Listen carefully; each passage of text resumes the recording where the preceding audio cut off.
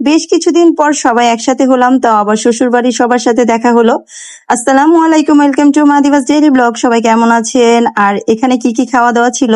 এখানে ছিল খাসির কাচ্চি, ছিল গরুর কাচ্চি, সাথে সালাদ, বোরহানি, টিকা, আর সাথে ছিল এখানে জর্দা, মিষ্টি ভরপুর, অনেক মজার খাবার ছিল।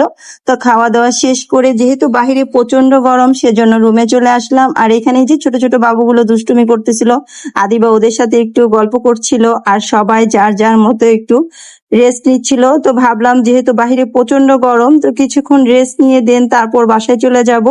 আর সবার সাথে খুব ভালো একটা সময় কাটালাম, অনেক দিন পর একসাথে হলাম। আর এদিকে নিজেকে একটু দেখছিলাম আয়নাতে। তো যাই হোক, আজকের ভিডিওটা ছিল ছোট শর্টকাট একটা ছোট ভিডিও। তো ফ্যামিলির সবার সাথে খুব ভালো একটা সময় কাটালাম। আর এদিকে বাসায় যাওয়ার পথে দেখতেই পাচ্ছি এত সুন্দর একটা নতুন বাসা করতেছে, আর বাসাটা ছিল অনেক সুন্দর, মাশাআল্লাহ। তো সবাই ভালো থাকবেন, আল্লাহ হাফেজ।